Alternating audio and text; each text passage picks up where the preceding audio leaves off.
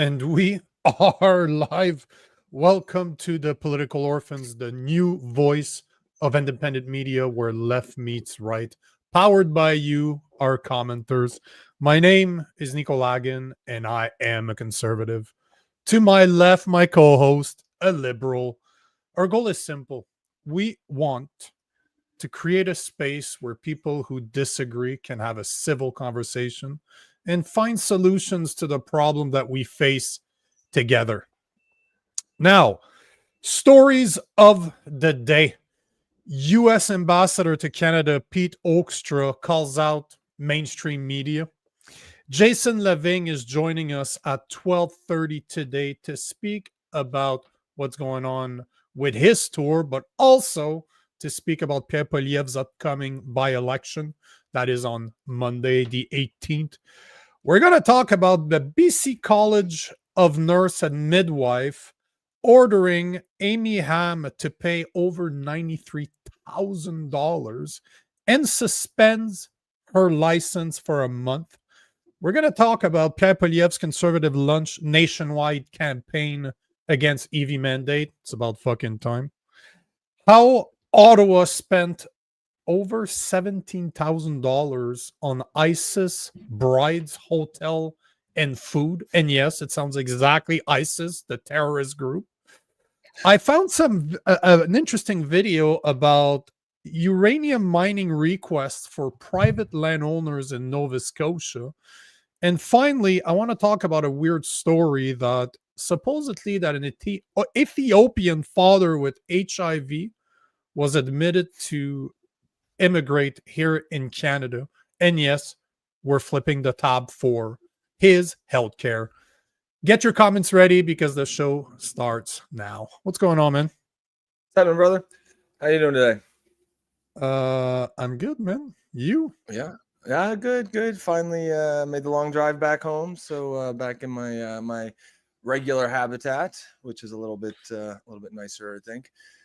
Is it the woods? Well, no, we are. This is not. This is not the woods. That over there is the woods, but this is not. Yeah. Woods. This is my kitchen / living room. What's going on, Prairie? Oh, Pat Dodd's coming in doing Pat Doddsy things. As soon as I see a comment, I'm like, this gonna be hot. We could be talking about anything, and Pat Dodds would be like, fuck the East. Gonna be hot. Alberta forever. Yeah, he's actually okay with the wildfires going on down east, right? Yeah. No, I'm just kidding. Just kidding. You Eastern fuckers, or you Eastern guys, you caught Yep. But yes, Pat Dodds does say Alberta independent liberals in BC, and basically it's Pat Doddsy things. He wants out. He's an Albertan that wants out. Good morning. Well, Jason Lavigne is joining us at 12:30, and he has the same mindset as you. Yep. So Pat, stick around. Stick around. If you're not familiar with Jason, you'll like him. Stick around. Now, I wanted to also remind people that on September 10th, we will have John Carpe from the Justice Center. I don't know why yet. It's just he's free. Do we know what he's just going to come. He's just going to talk about whatever. There's so many stories. The Justice Center. Yep. The Justice Center, I think, really likes the work that we do. So they always show. They offered me, hey, do you want him to show up on September 10th? I'm sure we can find something to talk about. I'm like, yes. I did speak with the Justice Center this morning regarding Amy Ham's case, and we should have the lawyer responsible for her case on the show Tuesday next week at 12:30 Eastern. I've reached out to her personally as well, so have you. Yep. So hopefully we get her on. I didn't expect. She's a good-looking girl, huh? She's attractive. Yeah, I always thought she was attractive. Of course, it's not the kind of thing that you say when you reach out to someone to come on your show. But yeah, I always thought she has that quirky, cute girl next door look. And the reason I'm bringing it up is that she looks like, yes, the girl next door, but she looks like a liberal. This is what I'd love to. Was at some point. That is exactly my point. I wonder, because she doesn't look like a conservative. So when I saw her, I'm like, oh, how interesting. I would love to have her on the show to just ask her that this whole ordeal that we're going to talk about today, did it turn you more conservative? Did you used to be a liberal? And I believe she even has become, like, she will identify as conservative now, if I read her post correctly. I don't know her. I saw a few of her posts, and I'm like, uh-oh, I think they made her a conservative. Yeah. Well, that one issue, the trans issue, more than any other one, is responsible for pushing the most liberals away from the left. There's some other issues too, of course, immigration, DEI, identity politics, but that and it kind of all is under the same woke umbrella. But yeah, that one issue is the biggest one. Agreed. What's going on, Wise Guy? Guys, if you are on X, make sure to like, make sure to comment, make sure to reshare the stream. But the real conversation always happens on YouTube. So make sure to join us on YouTube at the Poli Orphans. Once you're there, like, comment, make sure to subscribe. And if you believe in independent media where the left talks to the right, I know it sounds absolutely ridiculous when you say it out loud, but this is what happens here every single day. So if you want to support independent media like nothing else in Canada, $2.99 a month is our membership subscription. So encourage us. And starting next week, I set up a Go Send Me. I think that's what it's called, a Go Send Me account yesterday. Give Send Go. Hold on. I'm just gonna look. And Give Send Go.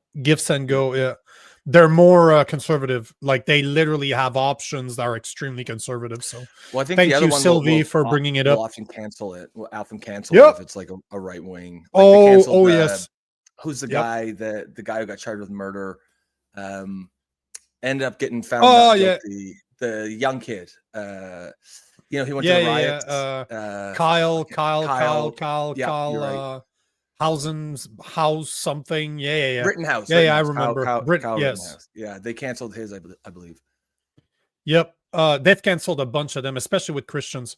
They're not fans of Christians at all. And it's funny because when I was looking at Give Send Go, they actually have, because they want you to label the type of why you're raising money.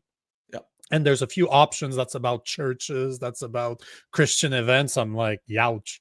Okay. So it is definitely more conservative, right? So starting next week, I'll talk about it. I'd like to go to We Unify in Alberta, but definitely needs some contribution in order to make it happen. But I'd like to do that with an ongoing thing where we can have kind of money aside to go do those things. If there's something that's worth going, that's really worth going, just go. Like, imagine if instead of having Jeff Evely here, I could have went with him and just filmed him as he's doing it, and then sit down, have a conversation right then and there. Because that's my point. I don't want to just report on the news. I want to start creating the news, if that makes sense. But you need to move around. So starting next week, I'll try to figure it out and put it together. But hey, for the time being, let's jump right in. I posted this. I saw this post this morning. Before you just take this quickly. Of course. Prairie says, are you taking requests for Canadian interviews as in guests? Yeah, we always are. Absolutely. In fact, many of our guests come from, honestly, Sylvie's kind of like the go-to right now. She's given us a lot of leads to follow up on. But yeah, if there's someone you want to see, absolutely send it to me or Nico. And that's Nico's bread and butter. He'll get on top of that. It's probably better, no disrespect to you, it's probably better if you send it to me. Well, they can send it to me. I'll just send it to you. It's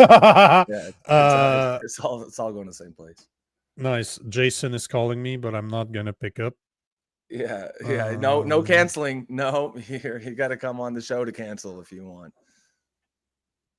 And Prairie to send it where you could send it anywhere to either of our social medias. But yeah, if sent to me, I'll just get it to Nico, or just drop a name here in the chat and we'll just send it. Hold on, you can send it. I'm just gonna put it info at. There you go. You can send it there. Just send it there. I should start adding that. You know what? Speak. Do your job for a second and just speak to the people. I'm gonna add it to the line at the bottom. I'm going to remind myself to put it on my template. If you have breaking news, send it there. Yeah, that's a good idea. Send that there. Did you see that thing in the UK? And maybe we'll do a story on this tomorrow. I forgot to send it to you. Tomorrow? It's Friday today, by the way, bro. Oh shit! Just saying. I don't know. I'm not here for my brains. I'm the eye candy. That's all. It's everyone knows that. We all. Yeah. Especially we're trying to bring in more gay listeners, so that's why. LGBTQ LS. Well, QS, the TQ outreach. The TQ, not really. LGB, maybe. The TQ, definitely. Gay guys. They don't like us. Gay guys do love me. I don't know what it is, but they think you're gay. It's pretty simple. No, they think I'm attractive. I mean, the straight women love me too. So they both think you're gay. The straight women are like, I can change you. Yeah, exactly. Yep. Oh, that's a great challenge, huh? I'm ready to let you try. Yeah, well, okay, you've twisted my arm. Let's give it a whirl. I knew a guy who did that, who played that up. He I don't think he went out his way, but he used to party at gay bars a lot, and he swore, he's like, man, straight women there is the best place ever, because they're usually there because they're just sick of like all the douchebags at the bars, right? And he's like, they assume you're gay, and he's like, if anytime they do, I always let them think it, and then they see it as a challenge. I'm like, that's devious but kind of brilliant. Yeah, but no, I was going to say, surprised that it would work. Oh yeah, I was going to say in the UK, I believe it's Birmingham City Council. They Sylvia had sent this to us the other day. They passed a resolution to remove all the British flags, the St. George flags, because it was a safety risk. And then at like the very next day, they've got the town library lit up in green and white for Pakistani Independence Day. So it's just more of this, more of the same of what we were talking about. just like, it's like the native population has to be ashamed and embarrassed of their culture, but everyone else is allowed to celebrate it. I agree. Cornelius is passing probably one of the smartest comments we've ever seen. Cornelius, the centurion, is saying, "Hey, sorry, I don't accept comments from fucking Roman statues, bro." Cornelius. Yeah, but bro, just saying, there was a lot of Romans and Greeks that were pretty gay back then. Just they're putting super it gay. out there. Super gay. No. I don't know if you know this, but that is a rabbit hole I don't want to go down. But Alexander we'll keep it short. But was a power bottom. Alexander, no. But hold on. If you look at the Spartans, a lot of their, if you look back, one of the, hold on. He's asking if he can come in one. Yes, you can. Yes, come on. Cool. Doesn't matter. Back in the days of Spartan, one of their behind the scene thing, they would say that women were for children and family, but men were for fun. And the idea being but hold on. No, but hold on. Once you understand the psychology behind it, it's actually brilliant. Sure. So what they believed is that, and this is not just a Spartan, it was a Greek thing, but what they believed is that if you're not defending just a fellow soldier, a fellow Greek, you're defending a lover, you'll fight harder. So they would encourage men to have sexual relationship with each other on like outside of when they were going to battle. So they would defend. When you think about it, it's gay as hell. But when you think about it, it's very clever, because it's like, imagine defending your wife or defending your family on the battlefield. You're always going to fight a little harder, right? Maybe they fought harder, but yes. I must be uncomfortable. I guess so. It sounds like the general was probably just the giant homo, and he's just like saying this shit to convince them all to hook up with each other. But it's so hard not swearing, eh? When you're trying not to. Oh, we're so used to it. No, it's because you're noticing it. You don't realize how many F-bomb we drop per episode. That's probably why we're trying to be good. Yeah, we get a lot of complaints from first-time listeners who are like, "Oh, I love the show, but you guys swear so much." And it's like, oh, okay, yeah, should probably tone it down. So Gayness, so Cornelius goes on and on. Gayness was usually gayness, among the elite. Elite gayness. And they did fought harder. Exactly what I thought. Exactly. But that's probably why they were skirts. Because can you imagine fighting harder in jeans?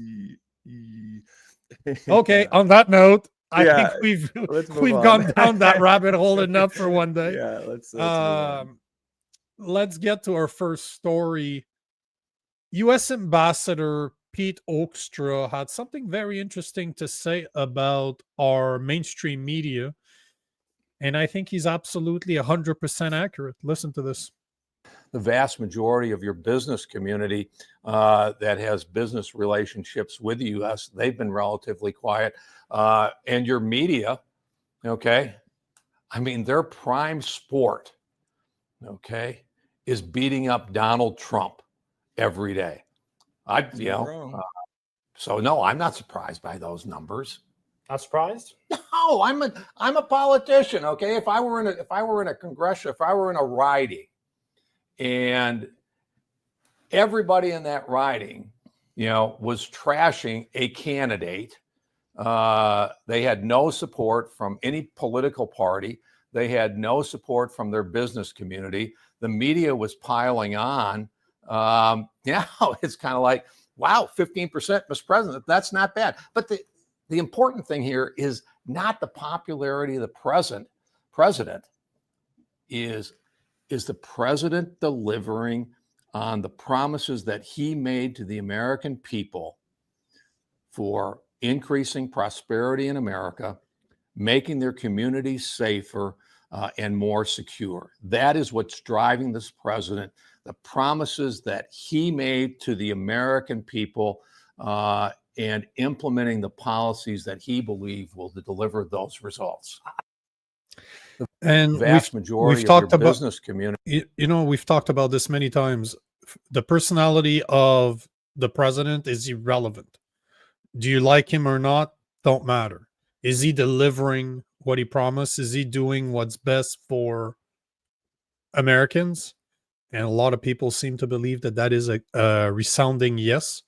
But at the same time, I totally agree with him that the media is doing everything they can to rip into Donald Trump, just like Mark Carney is doing every day. It seems that they're just duplicating what they're doing, right? Was that an interview with Canadian media, or was he in? No, it was on Global News, which is I gotta say I like this guy. Right? It's the U.S. ambassador to Canada, Pete Heokstra, and thank you for saying this, because I was actually impressed. He's done a bunch of he talked to Jasmine Lane recently. That was like 2 days ago. Yeah, I wanted to mention that. I was actually impressed by that she was able to book him. Like, good for her. That's good for her, because it's the U.S. ambassador, and I didn't listen to the episode. I don't know that I will or not. Whatever, but I just wanted to give her credit as good for her. Good for her for I don't know how it happened, if she's the one that reached out or they reached out to her, but she's also gonna have Pierre Poilievre today on her show once again. Well, she's the only one he speaks to, it sounds like. Yeah. I mean, what he said is not wrong. Of course, and I assume I think it was cut out at the beginning, but I think what they're talking about is Donald Trump's popularity within Canada. Yes, of course. It sounds like that's the conversation they're picking up, which I believe is like 80% disapproval. And what he's saying is correct. Of course, if all the media as a daily event bashes him nonstop, of course they're going to. He's going to have a low approval rating, but at the end of the day, I don't think he gives a shit about his approval rating within Canada.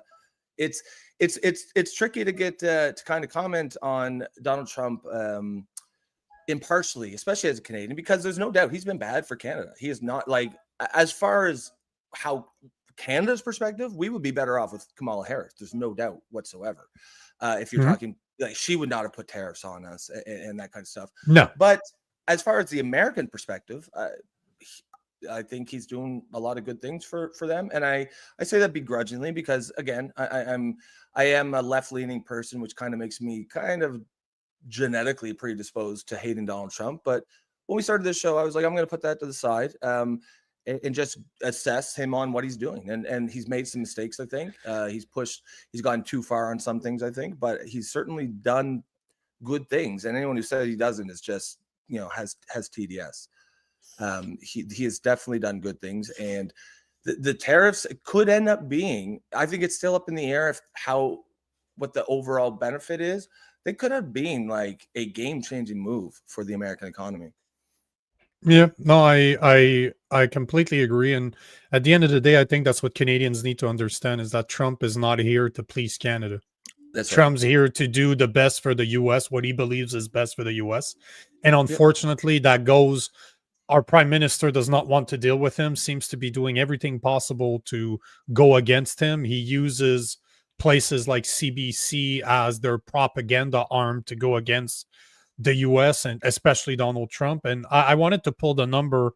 I pulled the numbers this morning. So right now it's estimated that the Liberals gave mainstream media $1.725 billion in 2024-2025. And they are estimated to give them $1.76 to $1.79 billion for 2025-2026. Why are we giving anything to media at all? Like Global News, they get, I think if I remember correctly, it's about 100 million a year that they get. CBC's 1.4 and it's going to continue going up. So we have a mainstream media that our prime minister calls unbiased, that is ripping into Donald Trump day in, day out, that will not talk against Carney, because we all know what happened last time Rosemary was told to look within herself. And it's funny because I brought that up with David Creighton on Wednesday, because he's been in politics forever, right? He's been a journalist in politics for decades. He knows the politicians, and he's like, this was a warning. The way he said it was not as in he means it. That was a direct threat to Rosemary, saying, you better start listening, because I'm telling you right now, shut up. That's my threat. There's a new sheriff in town. Yes, exactly. That was kind of his opinion. I'm going to paraphrase obviously what he said, but he meant it as a direct threat to be very careful who you question here, woman.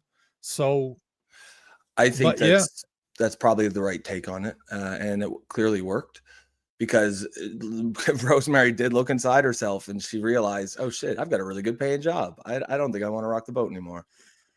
Based on her behavior. Couldn't agree more, man.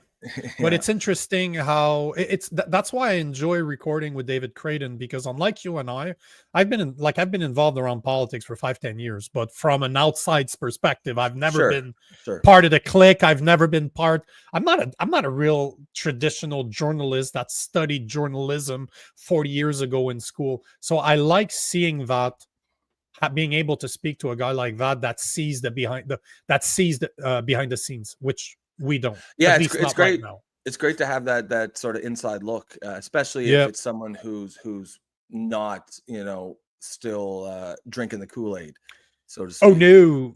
Oh yeah, exactly. Like, he's a good in between. He's not as conservative as I am. He's more forgiving than I am. But it's great to have somebody with that type of experience that you and I definitely do not have. Yep, no, that's right.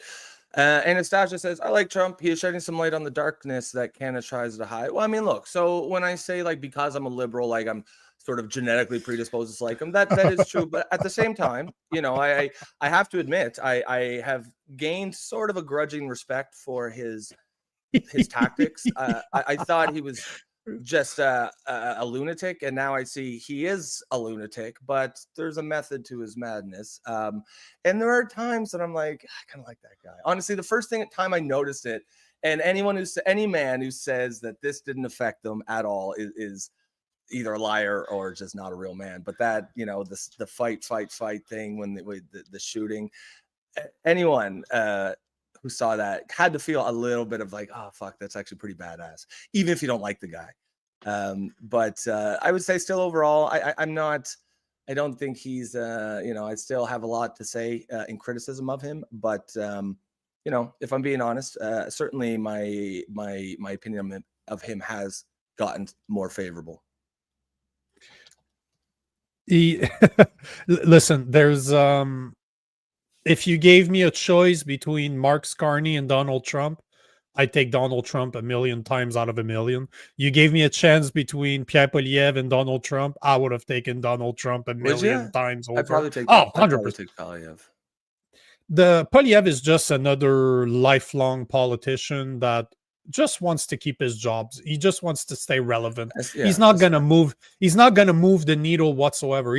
Would he have stopped the bleeding? Yes. Would he have been a better choice than Carney? Absolutely.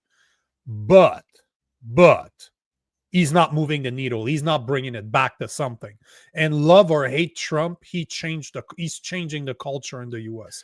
We've talked about huge. this That's huge because we covered the election, right? And back then, I was still in the U.S. And one of the things that I saw right away, as soon as he was elected back in November, and he started becoming he became the president in January. You started people. You remember, it's so stupid. It sounds stupid for most people, but seeing guys in the NFL dancing, seeing people in the UFC dancing like him, they finally had the opportunity, or they knew that they wouldn't get destroyed. They weren't going to be canceled. They had the permission. Yes. It's like somebody gave them the permission. So at the end of the day, love him, hate him, no problem. The truth is, he's allowing people that are not woke to say what they want to say without being canceled anymore. Yeah. And that to me is massive. As a conservative that's been censored for 4 or 5 years now, that's lost massive accounts on platforms like Facebook, that I wish if he would have been there in 2021, I would still have my account right now. Do you know what I mean? Yeah, for sure. I definitely think his most important contribution has just been this reversal of just woke bullshit. And frankly, that affects all of us, because that is something that has been affecting all of the West, not just America. 100%. I just wanted to take this one from Wise Guy. Yeah. We'll give him a minute. Are you ready to go, Jason? You want to give me a thumbs up? If you are, cool. Just give us a second. We'll take this one. So Wise Guy saying, I listened to it, referring to the interview from Jasmine Lane with Pete Heokstra, and it was really good. He came off great, and he seems to like her. She's a likable girl, so I see it. She comes from mainstream media, so I have no doubt that she's good at interviewing people. Doesn't surprise me at all. I'll give all the respect to her. It's not my type of content. It's not challenging anybody. It's low ball questions. I know that. So it's not my type. I don't like this stuff. I'm used to this. She is mainstream media. She's mainstream media trained, and now she's on the conservative side. But she's not a new type of media. She's not independent media either, because let's not lie to each other. She is definitely backed by the Conservative Party. Yeah. Just the fact that Pierre Poilievre is going back on it, that's an indication. I'm not ripping into her. We both follow each other. We interact with each other all the time. Good for her. I'm happy to see a conservative getting people like Pete Heokstra, because that's a big deal. I'd love to have him on, right? But she seems to be doing a great job, so all the power to her. Yep, that's right. Now, it seems like our favorite Albertan is ready to go. So, Jason Lavigne, what's going on, bro? How's it going, Good morning, everybody. How you doing? Hey, Rob, nice to see you again. Yeah, nice to see you again too, brother. Thanks for coming. And I thought I would do the Albertan, because you got the liberal. Yes, I love it. I love it. That's good. That's true. That's good. That's very good. Actually, that's what we should do with our guests. We should have them add the something. Yeah. And I love your show.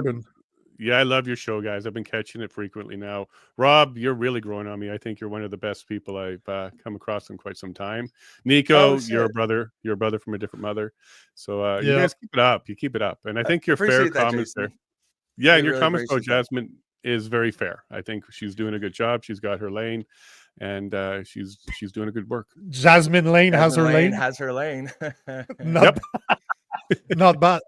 Like I said, I have to give. I'll always give credit where credit's due, even if I'm not a fan of the content. Mhm. But good for her, because Pete Heokstra is not a small deal. Like literally, he was on Global News, that was good. and now he's on Jasmine Lane, where she's recording from her office at home. This is cool. To me, this is very cool. He's probably getting a lot more views being on her show than on Global, so he's probably enjoying the attention now. That's right. And as you said, like she clearly, you know, is a little more biased and sort of establishment right wing, but that's always been fine. The problem becomes when a media has a bias but refuses to acknowledge it, right? Like, if you acknowledge your own bias, I don't think that's a big issue. Then we can at least you know, assess it, what you're saying from that position. I think the issue is mainstream media often pretends it's completely impartial, and it clearly isn't. And that's where I think the trust issue comes in.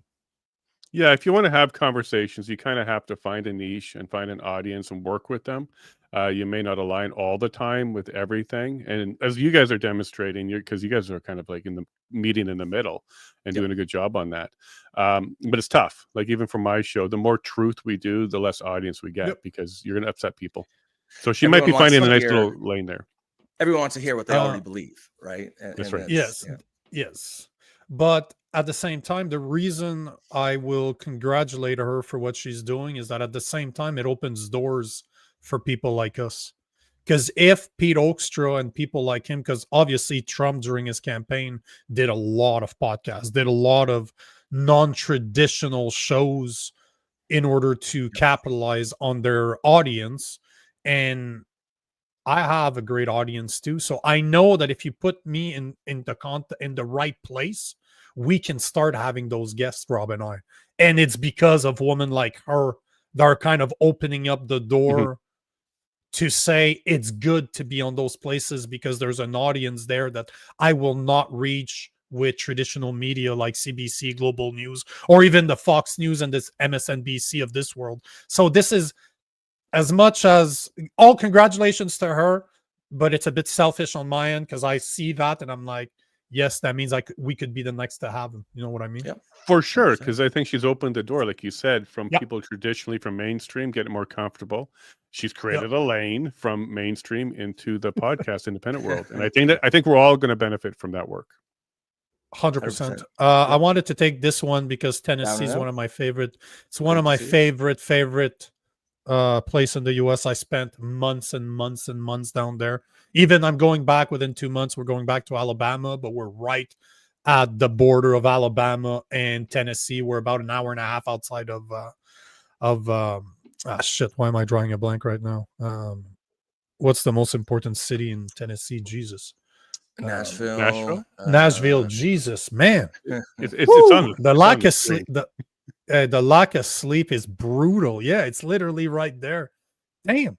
I should have a slapping machine because I deserve one on that one. You make a killing. Ali Miller, good morning. I assume Jason, these are some of your people. They could be, yeah. Bring an audience. Don't get too many Facebook people, but appreciate the comments, guys. Keep them coming. If you are new to the show, this is what the show's built on: is that kind of audience engagement, and we'll get to as many as we can. We are, of course, speaking with Jason Lavigne today. I bring supporters and non-supporters with me wherever I go. Yes, Nico knows that. Love it. Absolutely. I do the same thing. So we say give us a thumbs up or a thumbs down. Just give us something. We'll take the thumbs down too. Sometimes I get that middle finger too, though. So I wouldn't. I would prefer the thumbs down, but I get a whole bunch of different fingers sent my way. So 100%. So Jason, what have you been up to? Oh, sorry. Go ahead. Before we get to that, I just want to take this one because again, I agree with that 100%. Down and Out Nashville is saying people trust podcasts more than they do big media, and there's a good reason why Trudeau passed that damn legislation where he wanted to get money out of social media platform like Meta in order to pay for the news, because you're sharing your content, we should get a part of the money that you're making, because he was attacking people like us directly with that legislation, because now our news is not available wherever it could be available, yet we're the one paying for it. So he knows, people know those type of legislations just prove that we are starting to have a bigger voice. And like you said about Jasmine Lane, how much you want to bet that Pete Heokstra reached more people, especially more people that are aligned with him than he did when he was on Global News. So 100%. Yeah, more people that are receptive to the message. Most Global News watchers are not going maybe to. more people as a whole. Yeah, I agree with that. I would not be surprised if the numbers are you know what? You guys talk for a minute. I'm gonna go check the numbers because it's not that hard to find out. Comment from Prairie, been a Jason Lavigne supporter since day one. So you got some fans from this show as well. Absolutely. Prairie's been following me around since I was born in 1977. Prairie's been a great supporter. I love, Nice. I don't even, I assume it's a she. I've always assumed it's a she. I've always said, I've always assumed that too. I don't know she for is. sure, but yes. It's been wonderful to have people like Prairie around. And I miss her when I'm kicked off of YouTube and I don't get to see her. Sometimes I see her, I think, on Rumble every once in a while. But yeah, Prairie's Are you currently kicked I'm off on YouTube now. No, I'm on Okay. YouTube now. We're monetized. We're in the partner program. Nice. They seem to be okay with what we're doing now. They kind of removed the leash on the Vax conversations. So we've had some more of those stay up. And they seem to be very supportive of the Alberta sovereignty conversation. So I don't know if the U.S. wants to see that happen, and maybe that's why YouTube is more supportive of that. But it does seem to be that we found a bit of an area that YouTube is okay with. So it seems to be, and this is kind of what we were talking about just before you came on, this sort of vibe culture shift that's occurring everywhere, this pushback against woke. And I don't think Donald Trump's the cause of it, but he's certainly a symptom of it. And I think he has accelerated it too, because now it's not just a cultural vibe. Now it's actual policies and legislation that are being pushed down. You know, he's going after the universities with their DEI hiring policies. And, you know, that has real teeth, that kind of legislation. So, yeah, I think if your eyes are open, you can see it kind of everywhere you look, and that may be a function of that as well. You know, YouTube might be reading the room a little bit. Could be. They know who pays them and pays the bills, maybe. So maybe they're done with. Yeah, they're done with shutting down too much. Like they'll still come after you for copyright and things like that, but so far it looks like they're opening up again, which is good because we need to have conversations, especially with the YouTube crowd, which is not usually the alt crowd. And we need to reach a lot more people. I think it's important to have these conversations. I agree. So before you tell us why you're on the show, I wanted to show this. So here are the numbers from I'm going to show you just to make sure. So there you go. That's the interview that I showed the video from earlier. That's Global News, 4.76 million subscribers, right? They have 12,836 views from 14 hours ago. Jasmine Lane, 170,000 followers, 153,000 views. So she literally has 10 times the views that Global News has, with probably less than about 3. Man, they are 10 times, they're 40 times bigger than her. And I feel like it's not a one-for-one comparison. Like everyone watching this show on YouTube on Jasmine, they're invested in it.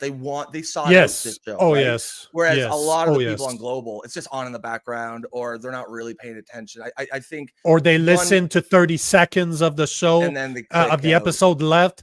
On Jasmine Lane, they listen to the whole. I would love to see her numbers. I would love to see the numbers of how many people stayed on the show.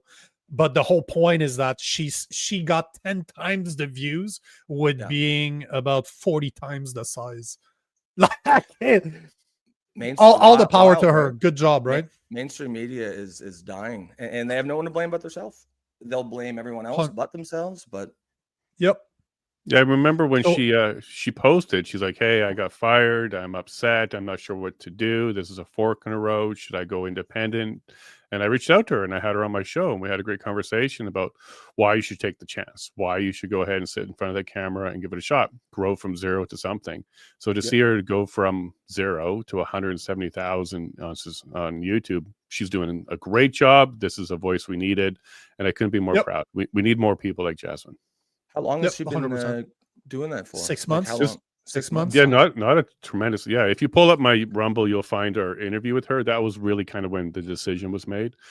Same thing with Rachel Parker out of Alberta, where she left alt media and then did her own thing too.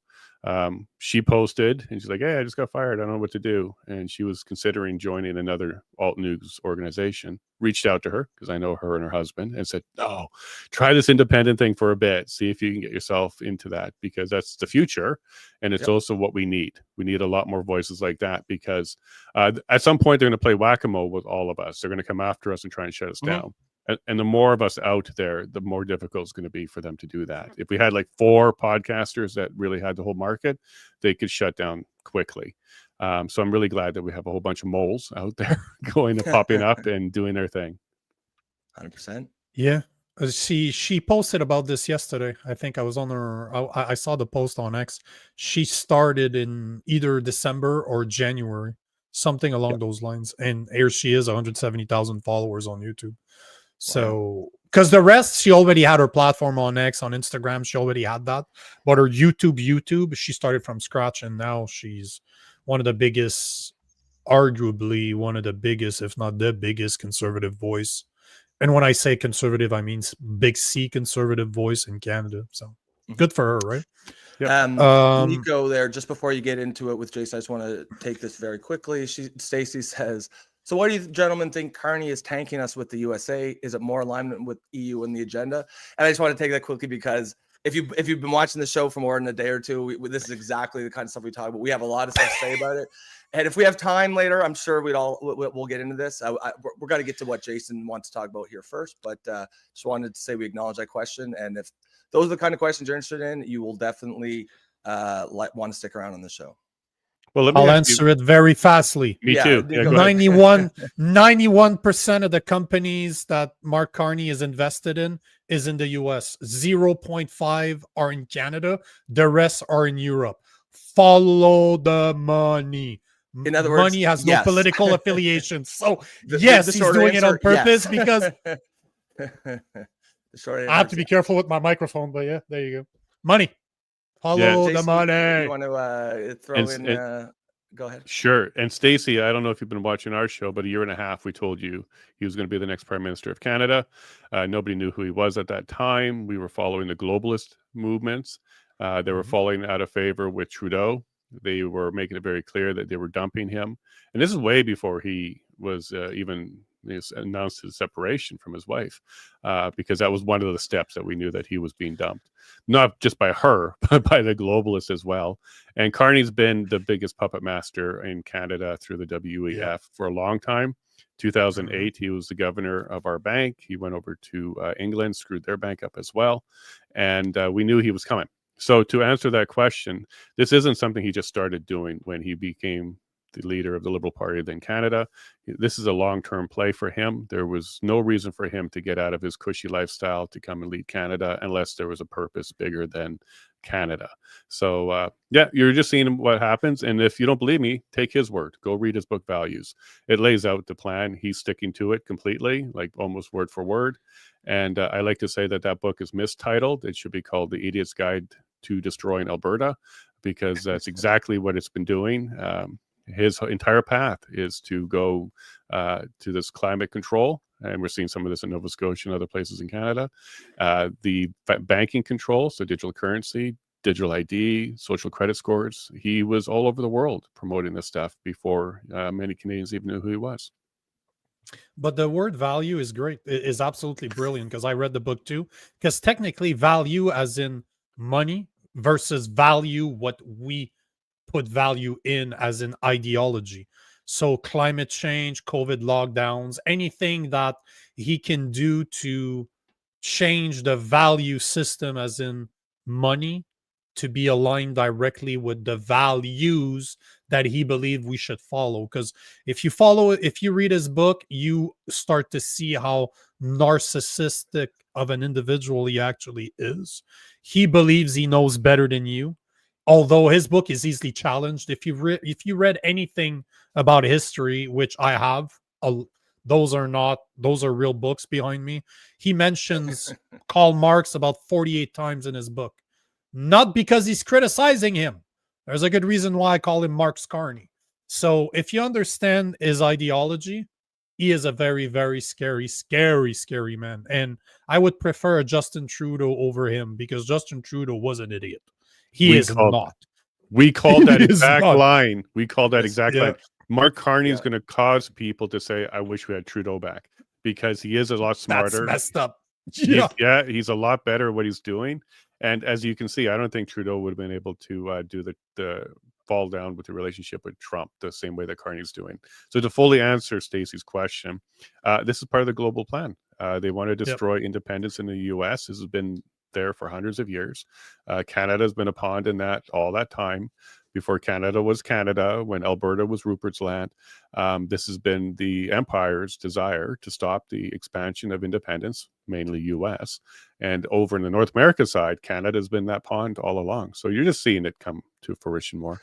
So let me ask you, Jason, because one of the kind of the debates me and Nico will have on the show is we both agree that hold on. It's not a debate. Rob is wrong. I'm right. I'm just trying to bring him over with cookies and common sense and facts. I was going to say, okay, about those books, don't be fooled, guys. He's got Jughead Double Digest inside of each and every one of those. Archie's Double They're cardboard. Digest. Yeah. They're actually fitting. You just tell them your bookshelves and they all right, do it Veronica or not Betty, Rob? Veronica or Betty? Great question. Definitely Betty. But I mean, Veronica for fun, Betty to marry, for sure. Yeah, okay. It's more traditional. You like the more traditional. Betty's a classic girl next door. But I was going to say, so one of the things that we have is, and one of the themes of this show is sorry, Cornelian is saying Jughead. Yeah, you always need a Jughead. No. He's saying that Rob would prefer Jughead. We always call him gay on the show. So that's I mean, despite me being having numbers that Nico would be jealous of, trying to like say this so it's oh shit, his wife's watching the show. Man, I will never beat your numbers of guys you slept with. We agree on this right away. We okay, ask your question now. Ask Jason your question. We'll get there. But oftentimes we do agree on the problem, and in this case the problem is that Carney's shitting the bed. Oftentimes we might not agree on necessarily the intention behind it. Maybe I'm just naive, but I still find it hard to believe the Prime Minister of Canada would intentionally sink the country. But to be fair, I do have eyes as well, and a brain, and it's getting harder and harder for me to hold on to this position because it's starting to become the only one that makes sense. But I assume then that you are on, you think he's doing this intentionally and not just messing up, not just doing a bad job. He ran out of pawns, because he was using the Liberal and Conservative Party through the WEF and the NDP. These were all aligned with the WEF. Singh was part of the Young Global Leaders. So that whole program, they used up, I think, what they thought were the expendable Canadians in the leadership roles. It just didn't work as well as they thought. So they brought in Daddy. You have to follow the WEF for years to understand this fully. And I love how you think he's a Canadian. He's not a Canadian. He's a globalist. There is a big difference. Okay. So when you are Canada first or a Canadian and you're thinking about your nation, I can see where you're getting that kind of hesitation to believe that the leader of our nation would do anything against us. You have to understand he has a higher power. That's the globalist. So when you're on the globalist level, we are just a piece of the puzzle that he's trying to build.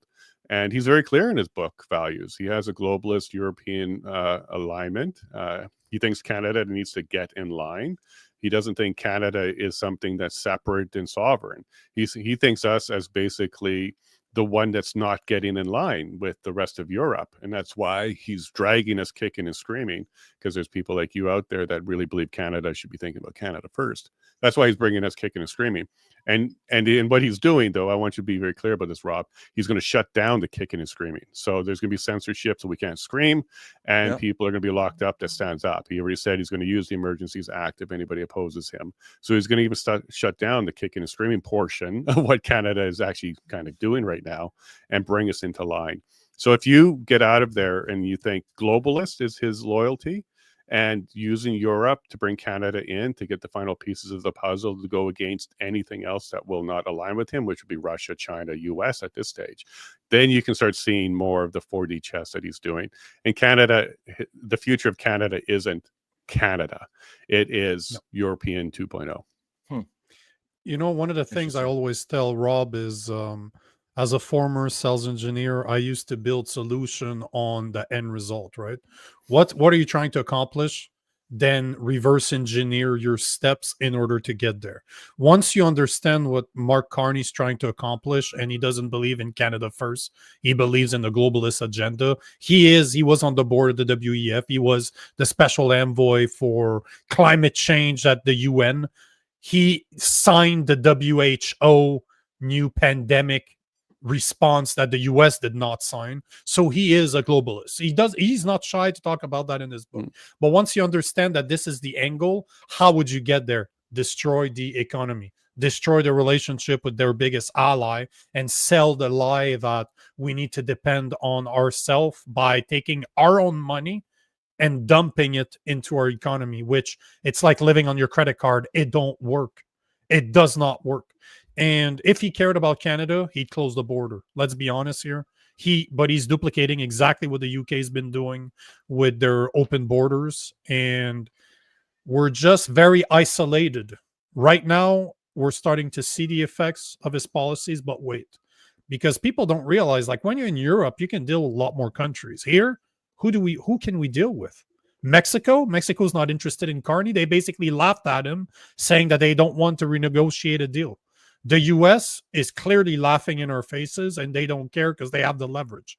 So I don't understand how to this day, Rob, you can still see that there's something behind it. But we had Jeff Evely last week on the show, and him too. He doesn't want to believe that there's a massive agenda behind it, that there are people. That's what it is. You just don't want to believe. That doesn't mean it's not true. It doesn't mean I'm completely blind to it. I am open to it, but it's a hard pill to swallow for most people to realize that your government doesn't like you. They don't care for you. They don't see you as their equal, and they just want to control you. At the end of the day, that's what's happening. And the 2020 lockdown showed it.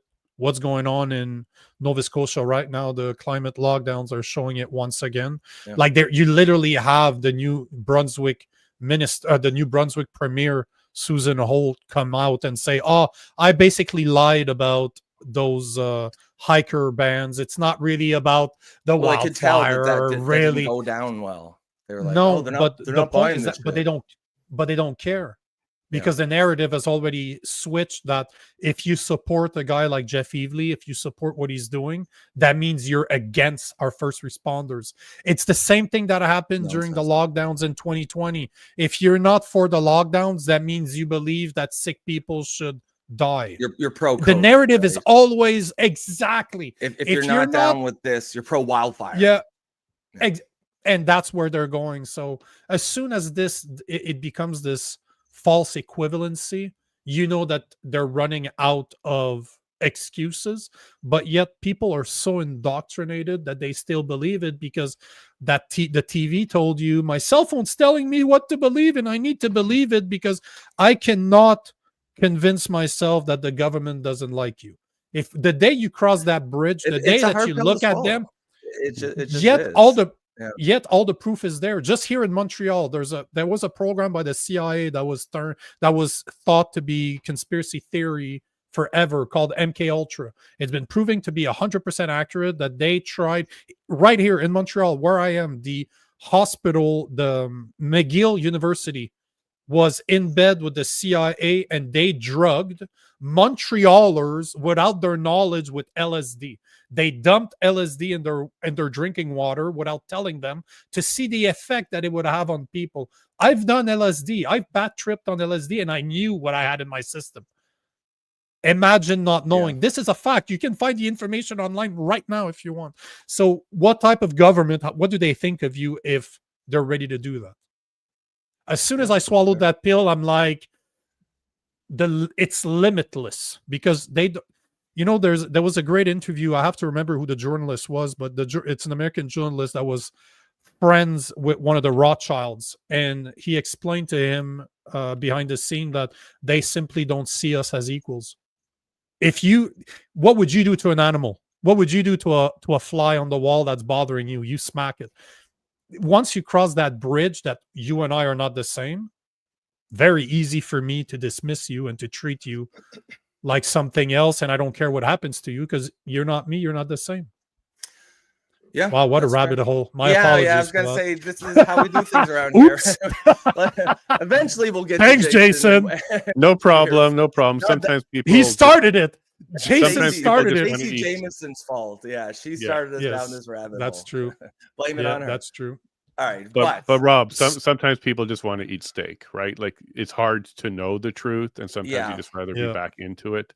And I hope it's Alberta steak, not the Australian or the Mexico steak that's making its way up here. But it's I think tough. most people would take the blue pill if they had that similar option as in the Matrix.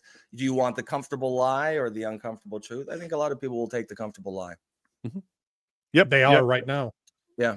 And that's why it is a hard pill to swallow, literally. But it eventually, I think most people will get there if nothing changes. If they keep showing us that's what's going on, and unless you're totally brainwashed and you're just gonna run out of any more excuses, any benefit of the doubt you can give these people. But like I said, we do agree on the main thing, that things are going very, very badly.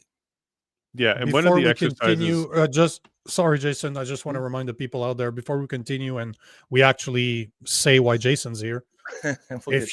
Make sure to like, make sure to comment, make sure to restream this if you're on X. If you are on YouTube, make sure to like, make sure to comment, join the conversation at the bottom. But make sure to subscribe if you support what we're doing here. Rob and I disagree all the time, like we're showing you right now. That's the whole point of the show. That's why he's a liberal and I'm a conservative. So we're really trying to create that space where we can have those conversations, civil conversation, where we can have discourses. And you'll see that in the chat all the time. I'm normally the bad guy, which I'm used to it. Most people like Rob because he's so pretty. And I tend to piss people off. So this is... just the way he responded is so funny. He's like, "You're so pretty." Oh my god! But guys, if you like this type of banter, yes, we're serious, but we like to mess around. Make sure to subscribe. And Jason, why are you here today? Why did you invite yourself on our show today? Because basically you invited yourself. It's like, "Hey, bro, can I come to your show tomorrow?" I'm like, yes, you may. Well, there was a little bit more behind it. Yeah, there's a little bit more behind it. As you can see behind me, I now have my own little home studio thing. So this is something that we set up because we are working really hard, my wife and I, to go ahead and bring the show forward, increase the quality, have conversations, and have a place to shoot it. We now do a morning show. We came back from crossing Canada. We went and saw Nico out in Montreal, and 14 interviews in total. I sat down with a 4K camera, had a conversation with people, starting to release them. So Lisa Robinson, Councillor Lisa Robinson, if you haven't had her on, you guys really should. She's got quite the story. We've been releasing these episodes all around Alberta self-determination, because we really think that the future for Canada includes a very strong, independent Alberta. Whether that breaks up Canada, rights to ship, or whatever, Alberta may be in a position historically right now to take the lead on changing Canada. And we'll see how that looks. But I do believe this is one of the most important conversations to be having all over Canada, possibly the world, because if Alberta is successful at creating a new type of republic, independent republic, breaking off from the crown and a nation that doesn't care about it, other places around the world might do the same thing, because maybe they should. So we just came back from doing a tour. And we're still doing the tour all over Alberta now, heading out to BC in a week or so to grab some more interviews like Brian Peckford and others, and bringing it to our audience. So we are working hard to increase the quality of our show, our audience, and make sure that we have these conversations. And what Rob, maybe you don't know, but I'm going to try and come between the two of you guys a little bit here, because Nico and I have been chatting in the back about having an east-west type of conversation, like Quebec and Alberta. We have different perspectives, and we see the world the same and different at the same time, much like the two of you. So I might become the third wheel in your little relationship here. Oh, that'd be great. It's cool. I don't bring a little black book with me, but there's always room for more. Cool. Maybe you were right, Nico. I don't know. But what we were thinking about is one of the first conversations to have is the by-election here in Alberta with Pierre Poilievre. It's in Battle River Crowfoot, where he parachuted in and is looking to pick up a seat. I do think he's going to pick up the seat, but yeah, of course. But what is likely to happen is the Conservative Party is going to lose support compared to the incumbent who was there before. He had 83% support, which is probably why they picked that particular riding. They didn't do something in the Ottawa area, which they could have. So Pierre's coming out here. He's taken on Jonathan Bridges of the PPC. He's taken on Grant Abram of the United Party. We've got several people that are stepping up to take on Pierre. And so we're going to be covering that. So on Monday, Nico and I are going to go live and cover that by-election, put it on both our platforms and everywhere we can, and start having this East-West, Quebec, Alberta, why is what's happening out there important to what's going on out here and vice versa, and open up those conversations. Well, yeah, that's a great point, because one of the things after the election me and Nico decided on was we wanted to cover this story because we recognized it was going to be, when I say this story, I mean the Alberta sovereignty movement. We recognized it was going to be extremely important for the next couple of years to Canada and to Alberta. And at the same time, the mainstream media is almost certainly not going to cover this correctly or accurately. So we wanted to make sure that we told the story from the Easterners' perspective, from someone who's not in Alberta. And, you know, full disclosure, I would like Canada to stay together. I want us to. At the same time, I recognize that Alberta's grievances are legitimate. And I think the rest of Canada needs to also recognize that. If there's even a hope, it may be too late, but if there is a hope or a prayer to keep it together, we have to change our attitude immediately and be aware of that. Well, yeah, Quebec. I don't see it happening, though. I don't see it happening. Yeah. I don't see us changing our tune, especially not out of Quebec, Ontario, and even anything east of Manitoba. I don't see us ever changing because we take you guys for granted. Plain and simple, right? We take you guys for granted. I don't know that the average Easterner realizes how much. Yeah, that's what I think it is. How much we've taken advantage of Alberta. I don't think we realize it. I don't think the average person realizes it. And until you and I started talking, Jason, like 8 months ago, a year ago, whatever it's been, I was not aware how bad it was. But the thing that always surprises me is how patient you guys still are. It seems at least a vast majority, it seems, of the people that are looking to be sovereign or separate, how patient you've been over the past 10 years.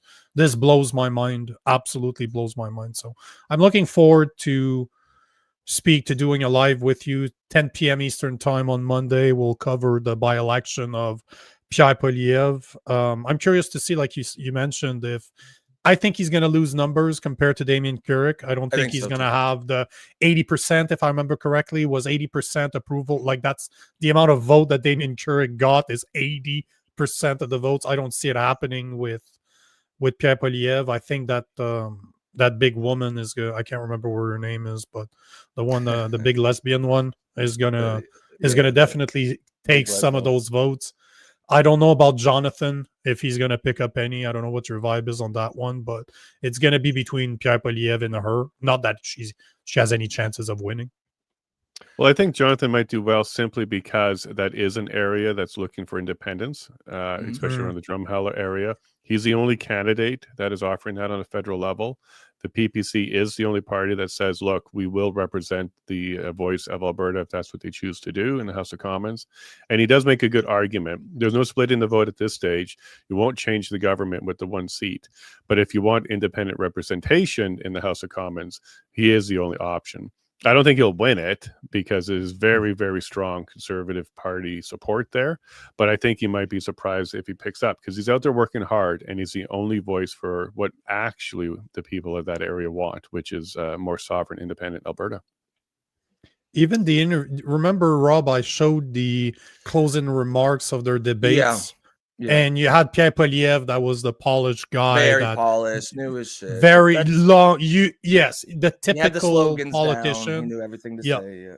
Then you had that woman that her name escapes me. I really forgot what her name was. Bonnie. Bonnie, exactly. And then you had Jonathan that completely shit the bed. His mind went blank. He didn't do well, but it's because he's not a politician. I liked it. That's what I said when we reviewed it together on the show. I'm like, I don't know Jonathan. I don't know him personally, never spoken to him. I don't know what he stands for. But as someone that specialized in sales for 12 years, that records content for a living now, I liked what I saw because he's just a dude. He just sounds like one of the commoners with no practice. He just showed up, went blank, admitted that he went blank live, and he's just like, you could tell that he seemed to care. Like Poilievre is just typical politician. Bonnie Klitschke, thank you, Stacy, is the other girl. You can see that she's just trying to be outrageous. Like it seems like it doesn't feel real. And Jonathan, the fact that he messed up, that he admitted that he messed up because he couldn't think about everything he could say, I'm just like, I like that guy. I don't know him, but I like what I saw. Yeah, I've spent a little bit of time with him. I had him on the show. We did an interview, and I met him in person Tuesday. Max was there, and some other people were there. And I picked him more interviews. Cam Davies was there, the leader of the Republican Party of Alberta. So there was a really good conversation in Stettler on Tuesday, and Jonathan was there. I think he did well. But you're right. He's not a polished politician. He's not a public speaker. He's a guy that really wants to make change. And he is the only one that's being supported by a leader, so Maxime Bernier, who is asking Alberta to go ahead and vote yes. This may be the way that Canada, either wakes up to what's going on, or redo the pieces of Canada. Now, as we saw in Quebec, the Parti Québécois picked up a by-election seat, and Max was talking to me about that on Tuesday. So I'm likely coming out there, Nico, again to interview the leader of the Parti Québécois about their separatist movement there. It may be a 1-2 punch. Alberta and Quebec may be lining up in 2026 to shake up Canada now. Well, I think if Alberta leaves, I think, that'll cause a chain reaction of some sort. I feel like BC would probably want to be part of that if Alberta and Saskatchewan leave. BC minus the cities, yes. Yeah, exactly. The north part, whatever is not on the island. I think who was it? That might have been you, Jason, that had mentioned that last time. Someone on the show was talking about how the northern part is a distinct entity from southern BC, and the northern BC aspect would be much more inclined. I just think, especially if they're going to be in their own country, Alberta definitely would want to have that access to salt, salt water or the Pacific Ocean there. I know there's some UN law that it guarantees every landlocked country access, but it would probably be nice to have it under your own territory. Sure. The shortest path to getting that done is through cooperation and commitment from another partner on that, for sure. Having to do it through international courts and pressure from other countries would slow down the process. Yes, you're not wrong.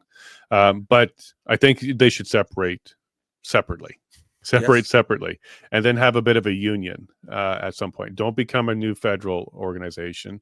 Don't have a federal level to it. Just keep your nation separate, but have a lot of trade and work and neighborly love. I think that's something that we might be able to see in the future. And a union of republics that call itself, the Union of Canada would be fine, as long as there's no federal level that supersedes what the individual republics are trying to do. Sure. Do you think? Yeah, I don't see that happening, though. Do you see that happening? That Canada would do that? I don't see Canada ever giving that bread away, or at least not willingly. I don't see it happening. But no, there's a good chance. There's a good chance that Canada is going to be Ontario, and that's it. Basically, yeah. What would you think about Saskatchewan joining Alberta if they did separate? Would you welcome that? Do you think that's a good idea? Do you think that's likely? Well, joining in the sense that they're doing it as well, sure. But trying to do like a Wexit type of thing, or it's a unified effort, no, I don't think so. Too many cooks in the kitchen. I think they should be individual republics at this stage. Will we work closely together? 100%. We got a lot in common, and we have a lot of things that we can take to market together. They've got a lot of natural resources as well.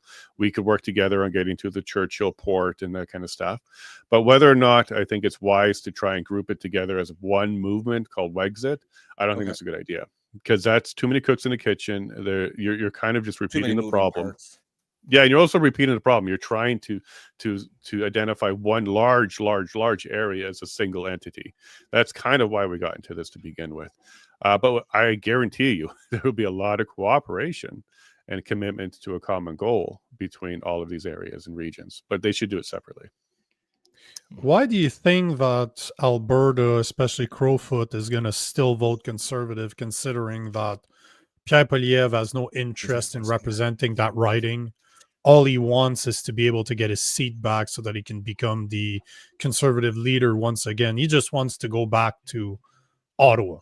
Like, I don't think anybody can disagree with that. And if you do, open your eyes, because I don't. He's pretty much clear about this, and I think even the people from Crowfoot realize that.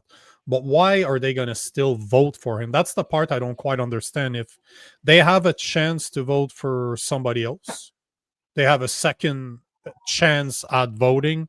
Damien Keurig, what he did to me is a slap in the face of his writing, to say that I'll give my seat up in order to have our Conservative leader reelected, because this is not in the best interest of these people. Might be in the best interest of the Conservative Party, obviously, but not the Crowfoot people.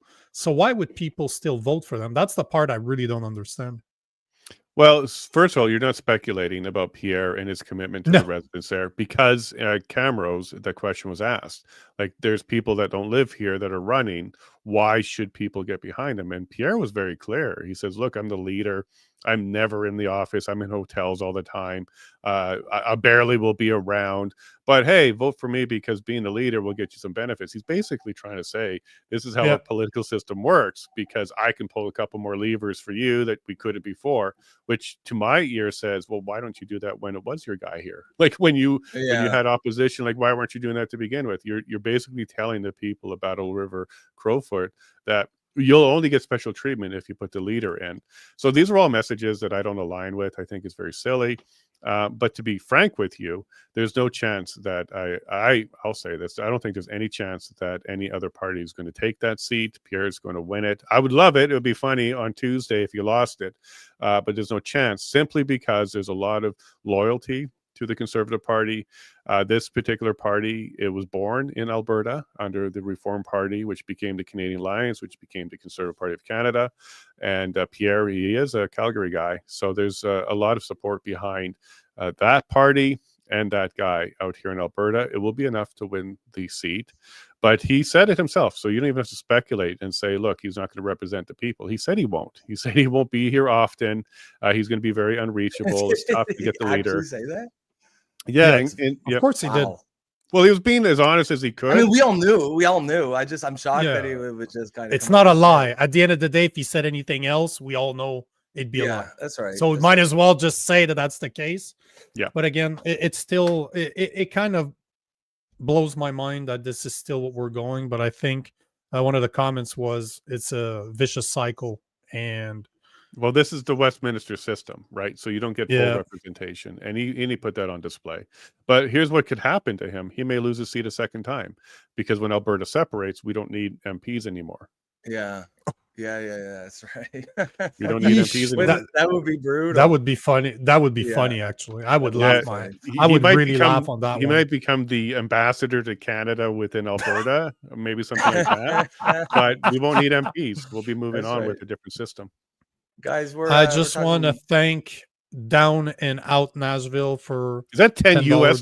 Because that goes a long way up here. Oh yeah, that's like it's like it's like rent this month. I get to eat. Hit the thumbs up, everyone. Make the show grow. Yeah, appreciate Thank you, that, sir. We always appreciate the tip. Yeah, just the tip. It's all about the tip. I did want to just take this quickly. Bit of housekeeping. Stacy says, what is the Facebook or YouTube name of the show? As I am on the Lavigne show, it is The Political Orphans at the Poli Orphans, both on X and YouTube. So you can find us there. Yep. I'm sure right now some of your thunder. Yeah, if you search for Jason Lavigne right now, I'm sure it'll pop up because it's live. So you'll find their channel as well. Because I didn't put this on YouTube, but it's just on X and Facebook for me. So Jason, question for you. Do you want to continue down that path? Because there's a bunch of stuff I wanted to cover today. So we have two choices. We either talk about a lot of the stuff that you and I are going to talk about on Monday, or you join us for an episode of the Political Orphans and we run through some of the subjects that we have and get your opinions on. gets your opinions on. So what are you thinking? You got Well, the first time? it sounded like Rob had a question, so I'll I go ahead. did, yeah. Yeah, and this but is probably- Rob never shuts up, so he always has questions. It actually is probably a good place to end it, actually, and then we'll move on to the topics. But I just wondering, like, kind of where is the movement as of right now? Because after the election, it was pretty big in the news for a little while, and now it's kind of calmed down. But I know that out west or out in Alberta, it's still going furiously. But I was just wondering if you could give us a brief update on where you guys are at, what you expect in terms of timelines, when do you expect votes, that kind of thing. Great question. It's stronger than ever, so I'll tell you that. So if the media is not talking about it, that's because it's growing, and they're realizing that the more they talk about it, the more attention they're bringing to it. It's like the Streisand effect. A lot of people weren't even thinking about it, and now here's CBC saying, "Oh, those crazy people are talking about it again," and they would list off a bunch of things that would be against the movement, and that caused people to kind of get more involved and look into it. And they will quickly stumble across like the Alberta Prosperity Project and other groups that are working on it.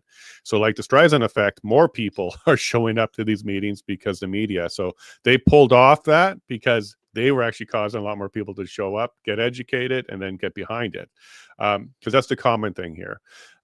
There was a poll just after the election. It was about 30% support. It's now up to 50% support.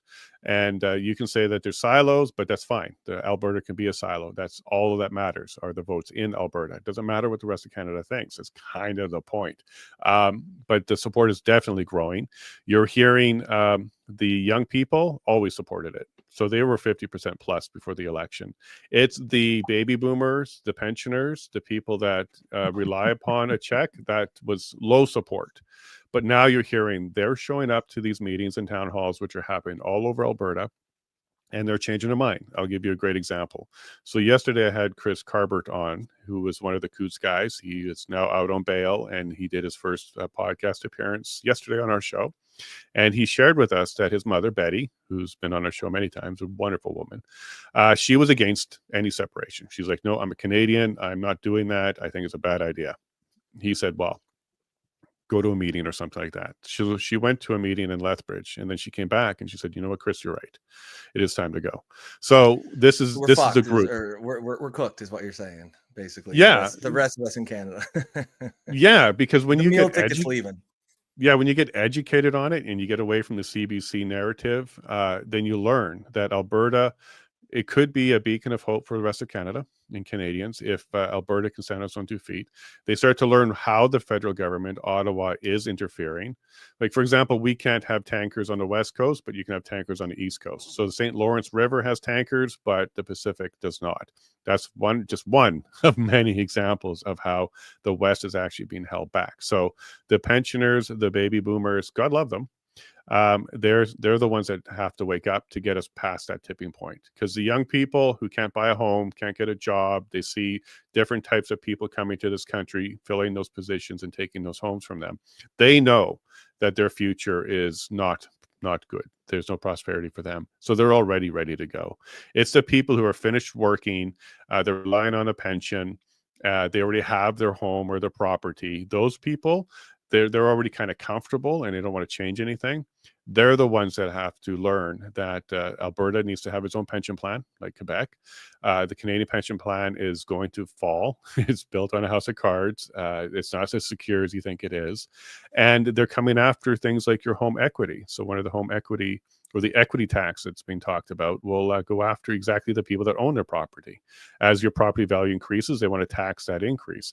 So when people start to learn about this, they start thinking about their grandchildren's future. And when you do that, they become a yes, we need to take control of this economy of ours and actually fix it and get back to business. So that's what's happening now. So we went from 30% to 50%.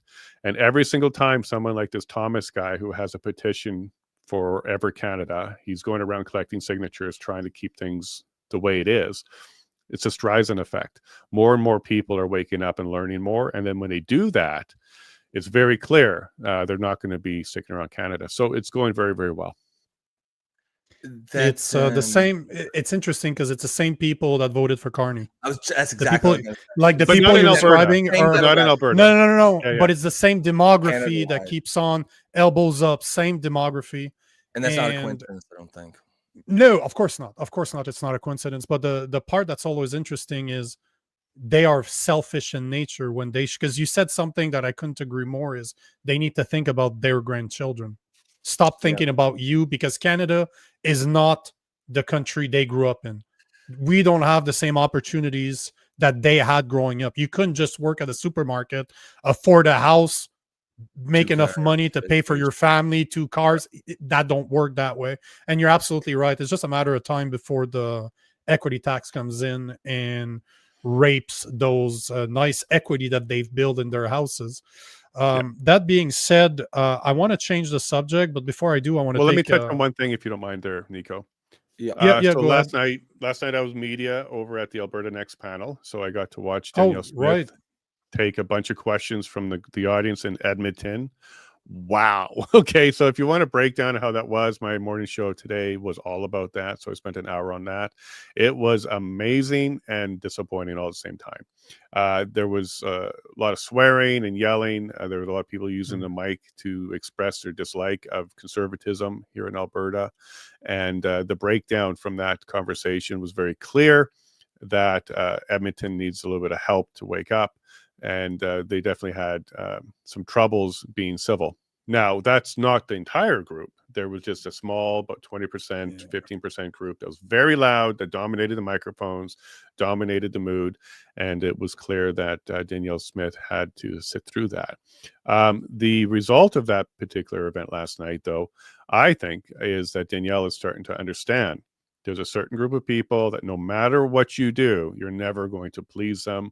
You can come and be civil and have conversations and open up the mic and listen to what they have to say, but there's still going to be abrasive, derogatory, and it really doesn't matter. You can do no right with them.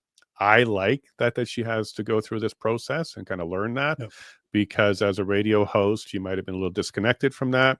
When she became the premier, she came out trying to bridge all the gaps, trying to say, I can work with everybody. I really want to help Edmonton and all that kind of stuff, which is, on a surface level, sounds nice, but she needed to learn who she's dealing with. And there's a certain group that absolutely, no matter what she does, it won't be good enough for them. They're going to be angry. They're going to be rude. They're going to be uncivil. And I hope she's growing as she's going through these panels. She had 6 questions that she's bringing to Alberta. Transfer and equity payments was the first one. It's clear we got to stop it. Okay, so I don't think she needs to go around Alberta asking that anymore. The second one was the Alberta pension plan. That one, I think she needs to spend more focus on, because that was about a 50-50 in that audience. Some people don't understand how the Canadian pension plan is in trouble, and the Alberta pension plan will do good or much better. The Alberta police force, it was clear that the audience wants one. It was weird to hear Edmonton people from Edmonton saying, no, keep the RCMP, but they have Edmonton Police Services there. They don't have the RCMP. So they already have their own service. So I don't really think Edmonton should have a vote on that one. You should be talking to people under the RCMP, and that is a majority. Yes, we should be doing that. Immigration was one of the topics. That was one where there's about 95% support to change the immigration policies. Very, very few people actually supported what's going on here in Alberta, and probably all over Canada, when it comes to the immigration policies. Another one was whether or not we should force Ottawa to make some constitutional changes. I don't think that should be another question, simply because, of course, and the answer is, well, how can you do it? They've been trying for over 100 years. So that's a non-starter for me. And I can't quite remember right now what the last one was.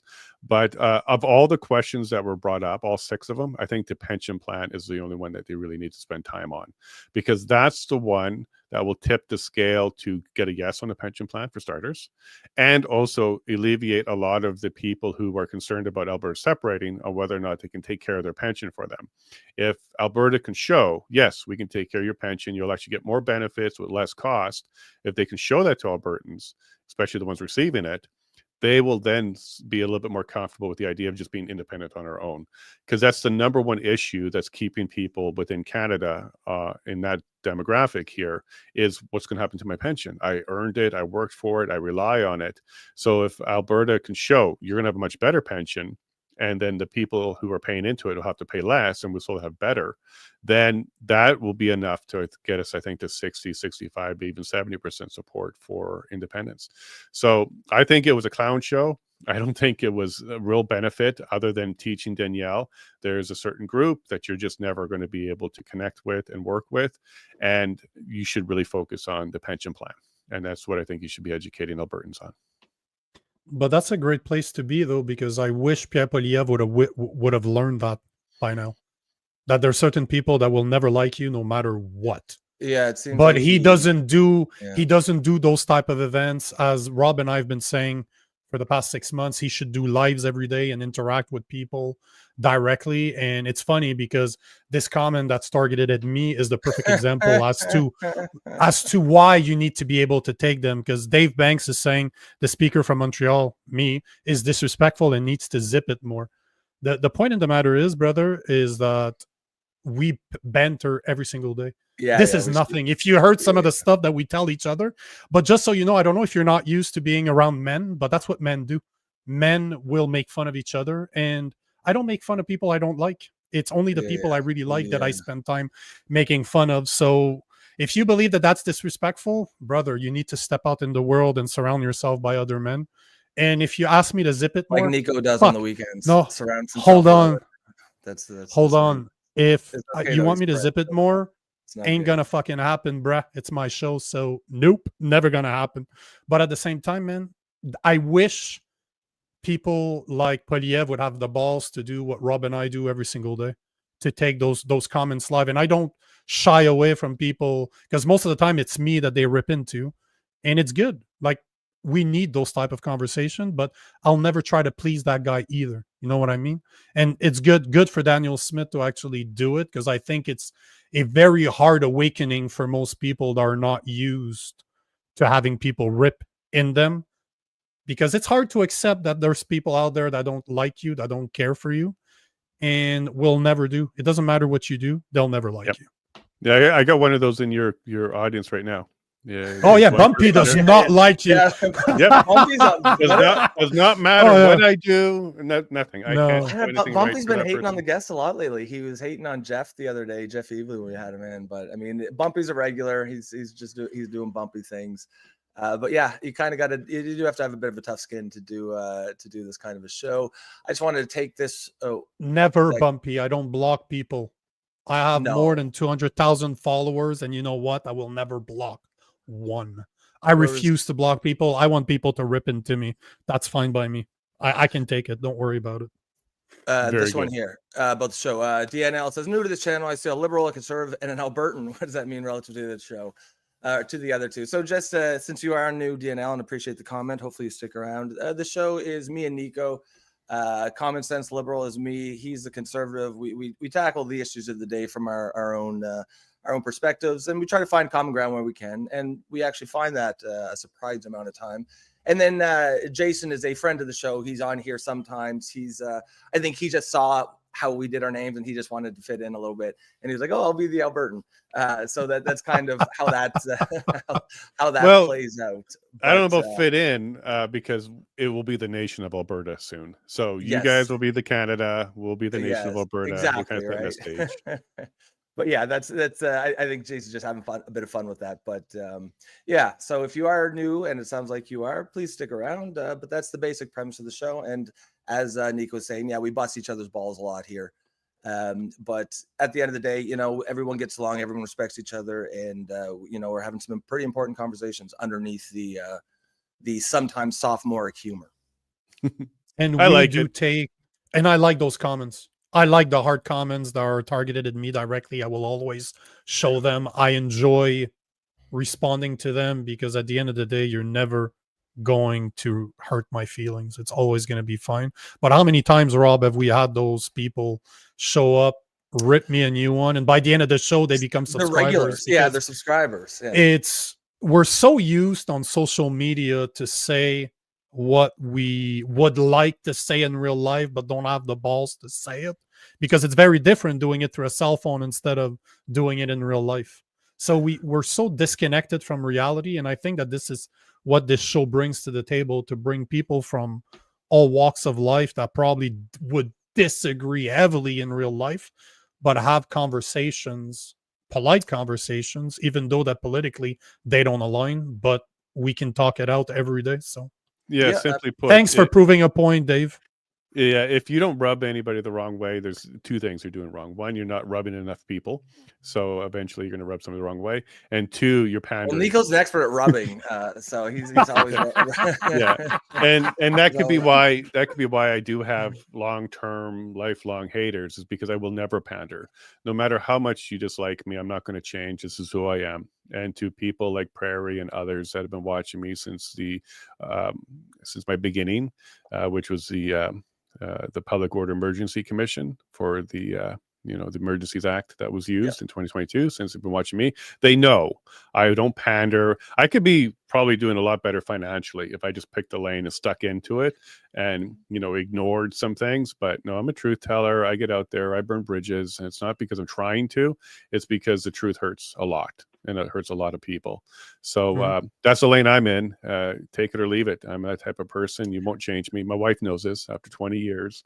Is a take it or leave it type of thing, and she took it. So I'm happy to continue to do that, because the people I do attract, they're loyal, they stick around, like that, and they do, because sometimes I rub them the wrong way too, but they know that I'm not trying to. It's just sometimes the truth hurts. So so the people out there that are very vicious towards me, and by the way, they call the PPC, they call the APP, they call my guest, and they try and cancel me those kind of ways. It hasn't worked yet. So I kind of take that.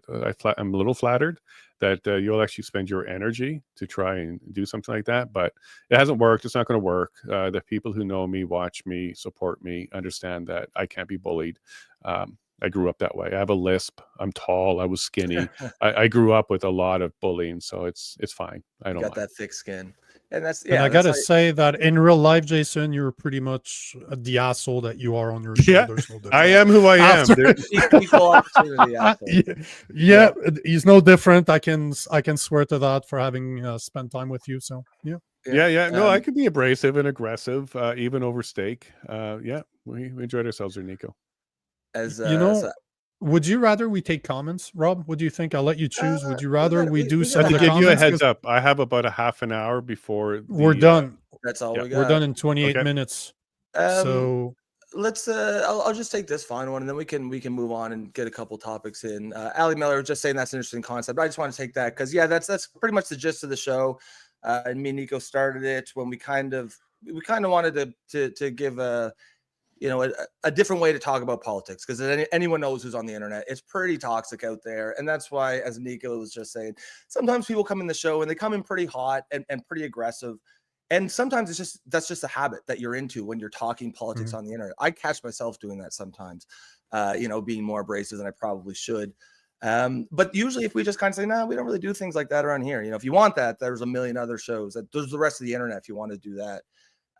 Usually we'll try to have these respectful conversations. One thing we find is, even though we're on opposite ends of the spectrum, we'll often find that common ground probably 80% of the time, which the media would have us believe that we're mortal enemies and we need to hate each other. And even when we disagree, it's often on the superficial stuff. We agree on the problem, maybe we disagree on the solution, or as we were talking about earlier, if it's something that's intentional or just being chalked up to incompetence. But at the end of the day, when you have that kind of a culture where we can discuss these things respectfully, get away from name calling, I find you just have a lot more productive discussions. And so if that says the liberal with the conservative and the Albertan, we got name labels here. Yeah, that's right. Yeah, but yeah, it's just so people know, right? If that appeals to you, if that's the kind of space that you think there's a need for, then you'll definitely want to stick around, and you might want to consider supporting us. Certainly like and share the stream. That costs nothing.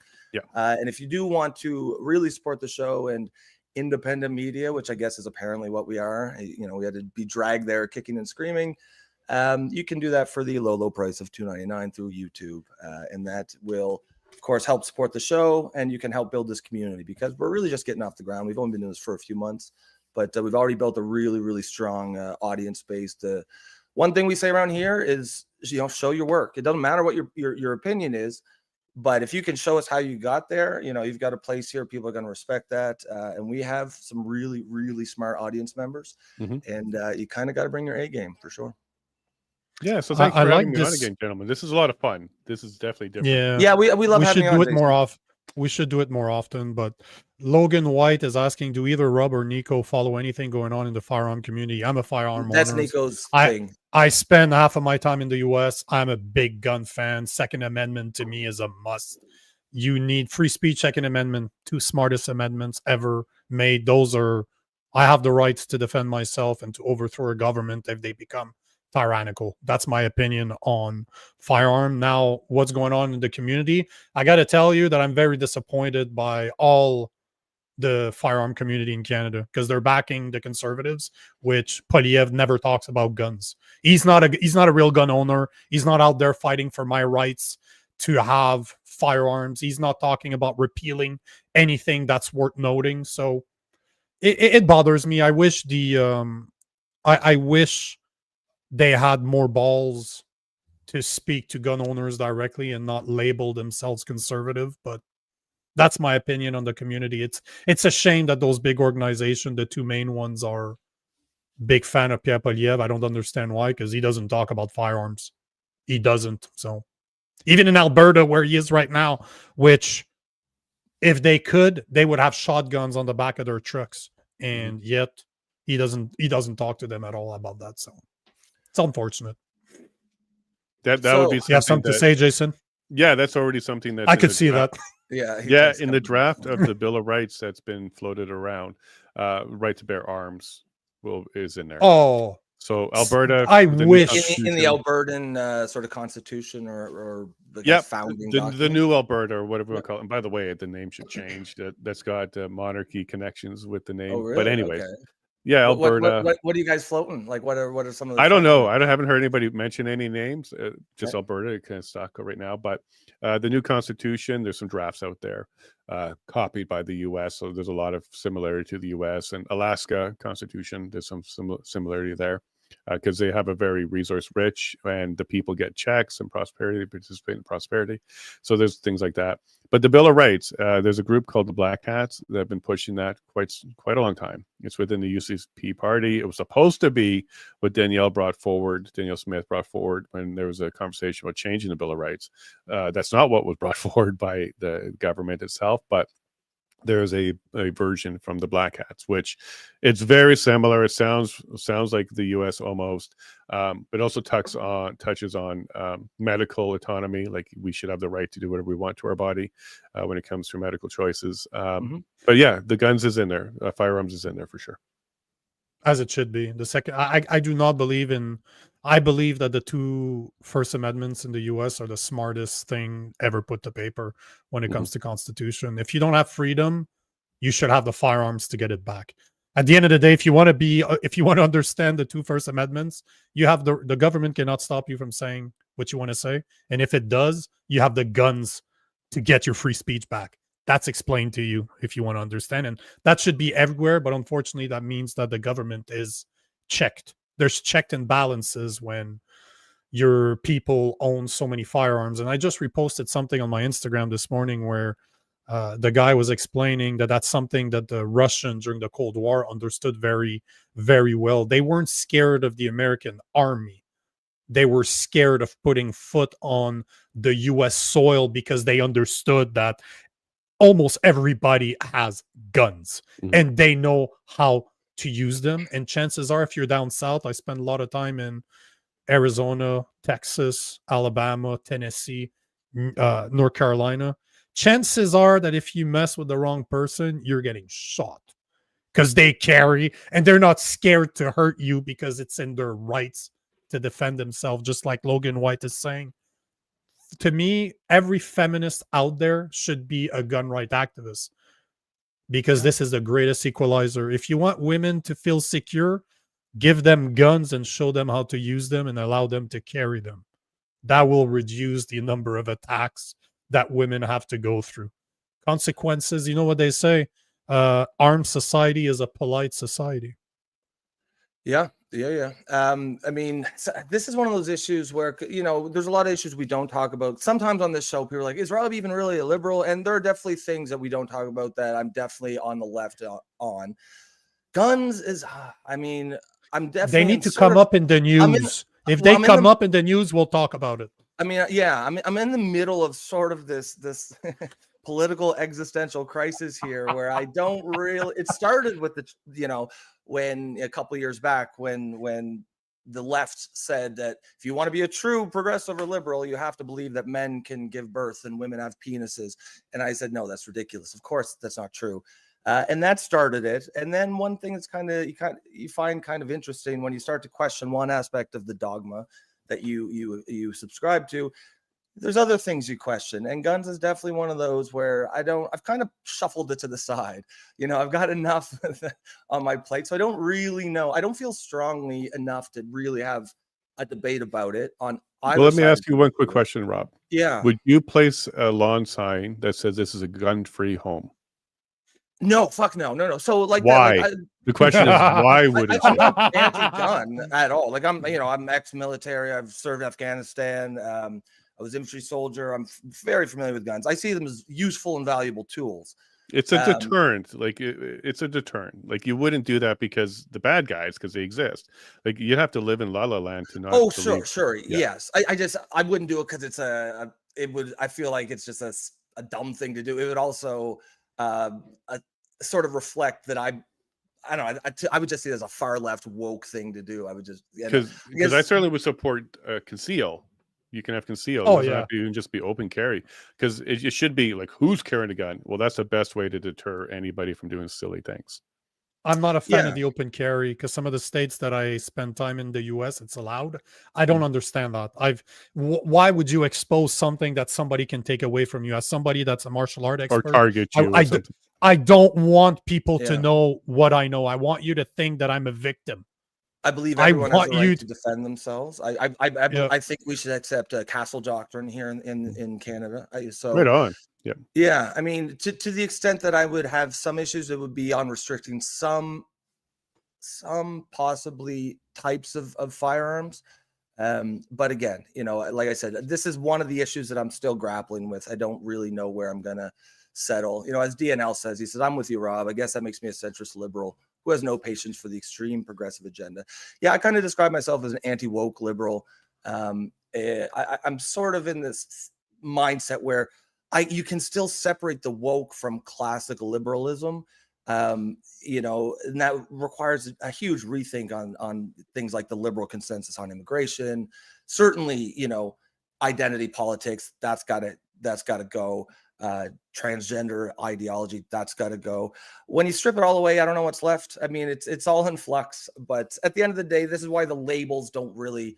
One thing about the show is the only label that really sticks is political orphan. We still use left, right, liberal, conservative because it does still have some meaning, but at the end of the day, undoubtedly, if you approach issues just from pure common sense, you will find yourself on the right of some issues, and there's no way you can get around that. Yeah, and I'm just going to push a little bit because Rob, what you answered this one before. This one, this is where, if you want to see a difference, this is where Rob, Jason, and I are going to disagree. Like, I probably will agree with Jason, but Rob is not on our side when it comes to that, at least not mine. Logan is saying full autos are not needed. Yeah, that's kind of. We should be allowed.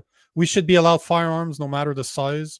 What's everyone thought of that? Personally, whatever the government can own, I should be able to own, because if you think about the Second Amendment, is about having a proper trained militia.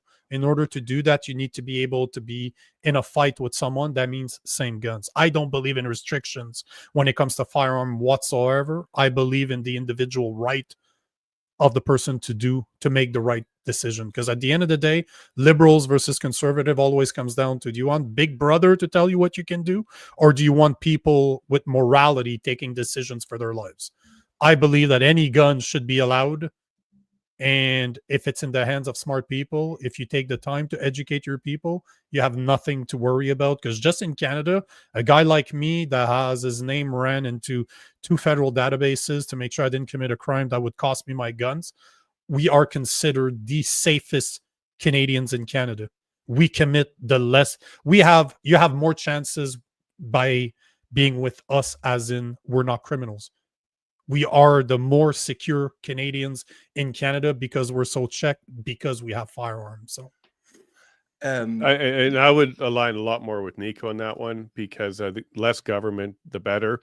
And I do believe the criminal code is what needs to be used when someone does use any type of firearm.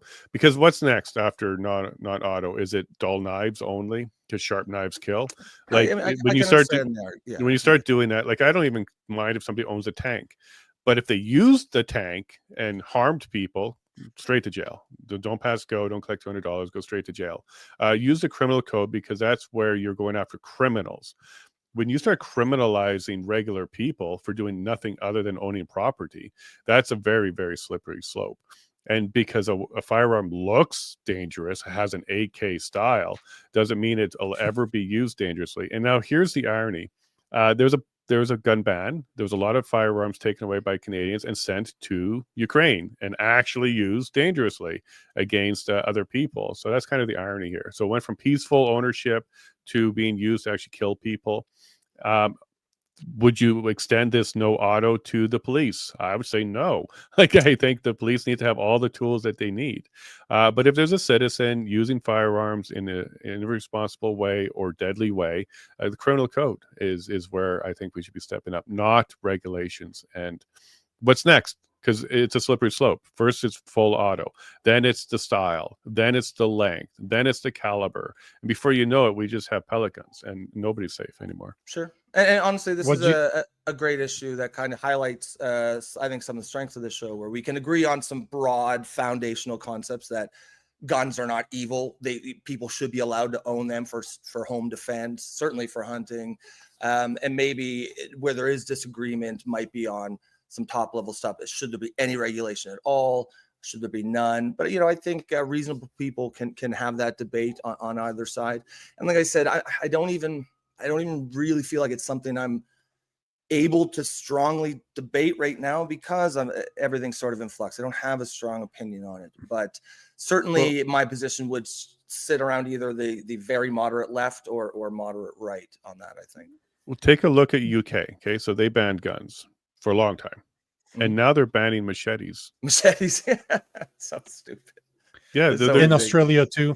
Maybe just not bring the people into the country who are using machetes to stab people. Yeah, but you're going to be called a white supremacist. Yeah, of course you will. Of course you will. But just look at the crime rate over the past 10 years that keeps on going up, and there's a direct correlation with firearm ownership. As firearm ownership goes down, as restrictions go up, so does crime. Because guess what? You know your analogy earlier, would you put this is a gun-free zone sign in front of your house? You wouldn't, because you know what this means. You're basically telling people, hey bro, I can't defend myself here. If you have guns, guess what? You can do whatever you want to this family. That's what it means. And that I don't believe in restrictions whatsoever. I believe to trust the individual to know better, because a criminal is going to break the law no matter what. You can put all the restrictions you want in the world. Guess what? They're criminals. They don't care. They don't care. They don't care about your laws. And DNL is saying, I don't want to live in fear of my government and feel no need to carry a firearm. Never have. Problem is when a gun gets in the wrong hands. I have no issue with regulated gun ownership. So you don't feel the need. You don't live in fear of your government. I look at the government and guys like Mark Carney and Power scare the hell out of me. I don't feel the need to carry a firearm. That's great. But I've been in martial arts for so long. I've been in so many bad situations where I got jumped by 6 guys. You know what? I don't care how trained you are. It ain't a movie. You're not fighting 6 guys at once, because they're not waiting for their turn. They're going to kick your ass all at once. And guess what? I ain't Bruce Lee. And even Bruce Lee can defend himself. But imagine I had a firearm. Problem would have been solved right then and there. You need to have intelligent people using firearms, but at the same time, if you want a well-regulated gun ownership program, that means the government is in charge of who can and cannot have guns. And I don't want my government to tell me what I can and cannot do, because I'm a God-fearing man and I will do good by him, not by my government. Now, where I would align a little bit differently than maybe Nico is, I don't agree with regulated, but I do agree with registered. I'd like to know who has what. So if it's stolen, like where did it come from? So we can kind of track it back. When you buy, there should be some sort of check and balance to make sure that you are not a criminal and you don't have a history. So I'm okay with registered gun ownership, but not regulated. I don't want the government to tell me what I can and can't buy, but I don't mind that there's a certain group of people that can't buy anymore because they demonstrated already that they're not responsible. Or I don't mind that the government knows I have that particular firearm. That's fine with me, because if it's stolen, it's used somewhere else. I'd like to participate in assisting and that kind of stuff. Yep, that's fair. And it's interesting how two conservative people can disagree, because I don't agree with that at all. I don't want the government to know what I own, because at the same time, I am a good gun owner. I understand firearms. I'm trained. I went above and beyond to be trained on firearms to make sure that I knew what I was doing. This is a very dangerous tool. Let's be honest with each other here. This ain't something you don't leave a loaded gun on the side table and have your kids running around them. Do you know what I'm saying? Like, there is consequences to those tools. But if I'm a good person, I shouldn't have to tell people what I own and what I don't. But at the same time, there needs to be a way to track them, but without having them registered, you can't really track them. So it's a vicious circle, and I don't know what the answer is. Yeah, no, that's fair. But I'd happily register my tank. So when I tank, I'll register it, put a plate on it. Yeah. I'm fine with that. Yeah. There was a tank that was involved in a crime. Was that? No, it's not my tank. Mine's registered. It's out back. Why does it say the Lavigne show on the back? Oh, okay, you got me. Okay, it's mine. DNL. Yeah, around here though. Yeah, around here, the government's scared of tractors and stuff like that too. So that might be the next type of firearm to them, because tractors were used in protests. So, but no, I think I don't mind registering. Like, we register a car, we register other things like that. An airplane, we register it, so we use it freely. But it's not regulated. I don't think we should be regulating the size, the caliber, the quantity. I think if you want to have 100 firearms, have 100 firearms. Sure. I mean, it's certainly a valid take. DNL says that's fair, Nico. Just sharing with you my reality. I respect yours. Yeah, I think you'll fit in well here. Right DNL. back at you, man. Yeah, as you can see, like, even right here, us two guys all agreeing on the fundamentals of it, that we should all have the right to own guns. Perhaps disagreeing on some top line stuff, but doing so respectfully, in a way that is a productive discussion. And we can, on the parts we disagree on, we can do so respectfully, and then just move on whenever we're done. So yeah, appreciate the comments, DNL. But hopefully, DNL, at least hopefully you realize that I was not in any way, shape, or form ripping into you. I just disagreed with you, but I still respect your opinion. So this is the type of conversation we have every day. Sometimes. I'm the one who has to play peacemaker, and Nico comes in hot. I'm like, oh yeah, guys, it's all right. He didn't mean it like that. But yeah, it works. Yeah, you'll fit in well here, brother. Appreciate the comments. Yeah, and I don't think it would be a bad idea to list off all your firearms at your border. So when somebody's coming to your property, like, oh wait, maybe I don't go there. Yeah, instead of the no firearms in this house, we have these firearms in this house. I like the other. Can you sign. imagine if it said tank? My neighbor. No, I have another sign. My neighbor doesn't have firearms. I've seen those in the U.S. It's like, oh, my neighbor's a Democrat. They don't like guns. Yeah. You know what that means? That means I have guns, so don't come here. But you can go there. It's okay. Well, yeah. I mean, people who think that guns are inherently immoral or wrong, like, you can't even have a discussion with those people. That's nonsense. They're a tool, like all tools. They have they're dangerous, no doubt.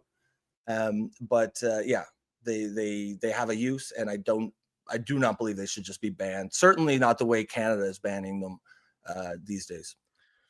You're gonna fit right in, DNL. Yeah. Hopefully you stick around. Okay, so I hear some heavy equipment here. So it sounds like our little cranes here. So we're gonna set up a generator and get a propane tank put in place. So living off grid. These are essentials, Rob. I don't have. Oh shit! Yeah. No. Appreciate the time, Jason. It was always a blast to have you on. Love to have you on again. More regularly. But you and Nico set that up. Nico's the booking guy. I'm just the eye candy. I just show up. Well, the show could be called The Third Wheel, because that's what I feel like. Yeah, put that on your thing, and the next time, The Third Wheel. Yeah. But he invited himself. He literally texted me yesterday. He's like, "Hey, can I be on your show tomorrow?" I'm like, I was watching your show. I was listening to it. And there's a couple of times where I'm like, "Oh, is he going to talk about that?" And you did. I'm like, "Okay, well, enough of this." Nico, it might be a good time because we're going to do the thing on Monday, right? So yeah, maybe let people know. If you want to go back with that, you can repeat it. What we're doing on Monday. Yep. And you're done with All that right, Jason. thumbnail? That's the one we're going to use? Because you didn't put Alberta time. It's an Alberta by-election. So squeeze in 8 p.m. Oh, Mountain. I don't know which time. That is just an Easterner. You know, we're kind of asshole-y, right? Yeah, 2 hours. So it'll be 8 p.m. out here. All the way around. Yeah, you know what? I can put... it doesn't matter to me, man. I didn't even think about it, so... I'm just used to using the Eastern time. There, Rob, right? Sounds like yeah. Oh, there we go. There we go. Yeah. But no, I'll put it. I'll change it right now as we speak. But all to say that Jason and I, Monday at 8 p.m. Mountain Time. Do you feel better now? A little bit. We will be covering. It's been a bumpy show, and now that you're going to put my time on the thumbnail, I feel whole again. So you're not I hope anymore. your feelings weren't hurt too much. It's a safe space for you now. You need feelings to have feelings hurt. So that's right. Yeah, true. So I'm going to go oil up my tank and make sure it's ready. And that's exactly what I tell them. Appreciate the time, Jason. My pleasure. As thank always. You, Rob, and thank you, Nico. Yeah, man. That was friend of the show, Jason Lavigne. Always great to have him on. Great chats. Bumpy's just hating on Jason, but won't take that one. I think Jason's reading it. But guys, hopefully you enjoyed that show. I really like that. Did you know he was going to stay the whole time? Again, I'm not kidding when I told you that he literally texted me yesterday to say, "Hey, man, since we're going to be doing the live on Monday, I should come on your show today and we talk about it." So I'm like, "Yeah, okay, cool." I think people just like coming on the show. I really did not question anything. It's a Friday, man. I would have 5-6 people on the show. Yeah. Like this is at one point, I hope that we can do roundtable, like they do on MSNBC or CNN, where people just talk, except more intelligent people at the table. But I would love to be able to do more of those, man. Do more mashups. It's just you have to be able to schedule it. Scheduling multiple people at once is not the easiest thing to do, especially that we do it live. So we're always set in our time, which makes it even more complicated. But Monday. Well, I think I don't know if you wanted to join. I'll probably jump on at some point. What time is it? Fucking Mountain Time. What is that here in it's 10 Eastern, so you is 11 is when the poll closes. AM or PM? No, how would it close on? Yeah, man, that's right. You are correct that you are the eye candy. You are the eye candy, and that ain't a fucking compliment, bro. No, but it's definitely PM. Yes. Griffin, how old are you guys? Trying to figure out your generations. Me, I'm 41. I believe Nico is 42. We're the same generation. 42, 43, I think. I can't remember. Either way. Yeah, sometimes. 43. Yeah. One of the two. Right there. But yeah, we're the older millennials. I think we're like the oldest. We had that stage where we grew up without the internet, but then we remember when it came in, when it was like 14 or 15, which I actually think I remember Blur Nuit on TV. Oh, fuck yeah. And it was Showcase when your parents went to bed. We all know what it is. Yeah. That's really funny. All right, guys, we're gonna pin it there. DNL says, "Well done, gentlemen. Really enjoyed this." Yeah, there's lots of new commenters, guys. Hopefully you appreciated it or enjoyed it. We certainly enjoyed chatting with you. But yeah, as you can see, this is a format. We took a little bit less comments today just because we had 3. But normally, we're taking comments as we go. It's really built on audience participation. You kind of get the format here, the liberal, the conservative thing. But at the end of the day, it's really about common sense, showing your work, explaining how you got to a position, and just having those productive discussions. And when we disagree, we do so respectfully. Guys, you could have been anywhere in the world today, and you chose to be here with us, and we will always appreciate that. If you do want support us, certainly like and share the stream, please. But if you really want to help build the show, help build the community, you can become a member for the low price of $2.99 per month. Just the cost of a cheap coffee at Tim Hortons. As Tajma Horton, come Tajma on. Hortons. So we say. Yes, Come I'm being too woke. I'm being too woke by calling it the actual name. But other than that, guys, have a great weekend. Be safe. If you're in Nova Scotia, don't go in the woods. And remember, this is the woods. This is not the woods. Keep it in your mind. And if you're in New Brunswick, don't break your leg because there's no resources. And if you're in Newfoundland, don't light a campfire. And if you're in Montreal, eat poutine. Tonight's cheat night. So maybe poutine's in the works. Thank you. Eat poutine, yeah. Wilf says, you guys are hilarious. Well, we do try. We obviously, we have a lot of fun. We bust each other's balls. That is kind of the theme of the show, but we are having pretty important discussions. And you know, one thing is we know when to be serious and when to be a little silly. But other than that, folks, have a great weekend. We'll catch you on Monday, noon Eastern time, just like always.